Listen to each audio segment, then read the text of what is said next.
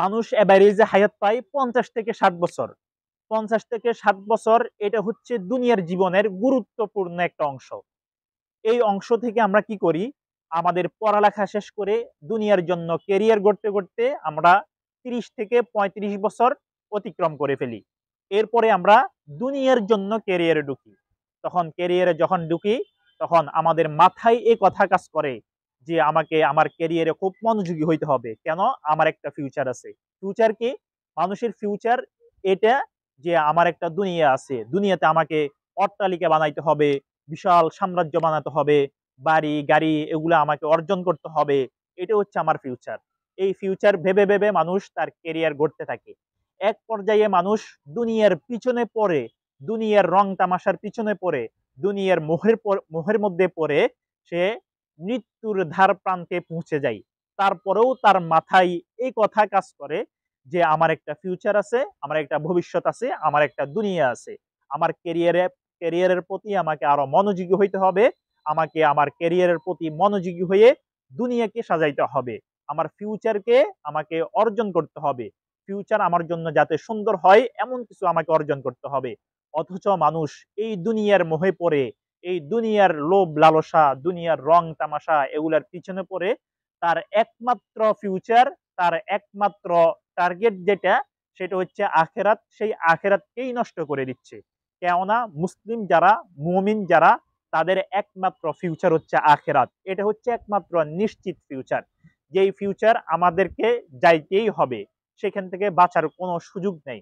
সেই ফিউচারকে সুন্দর করার জন্য আল্লাহ তাআলা আমাদেরকে দুনিয়াতে কিছু দিক নির্দেশনা দিয়েছেন।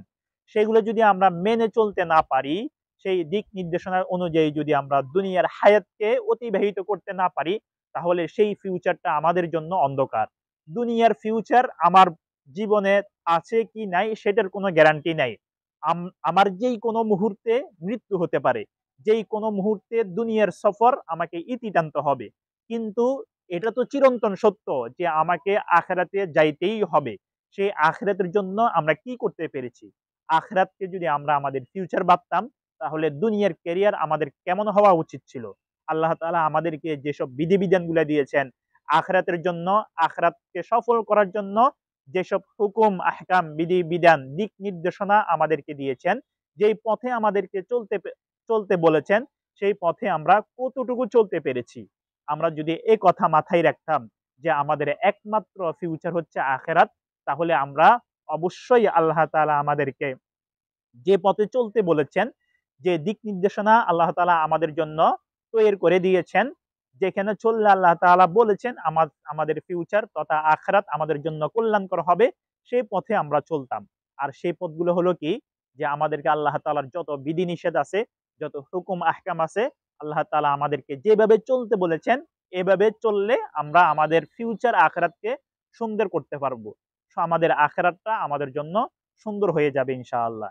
কিন্তু আমরা সেই ফিউচারের কথা না ভেবে আমরা এই দুনিয়ার সামান্য হায়াতের পিছনে ছুটে আমরা আমাদের ভবিষ্যৎ, যেটা আমাদের একমাত্র ফিউচার, যেটা আমাদের একমাত্র উদ্দেশ্য আখিরাত, সেই আখিরাতকে আমরা ধূলিসাৎ করে দিচ্ছি, তছনছ করে দিচ্ছি, আমরা শেষ করে দিচ্ছি।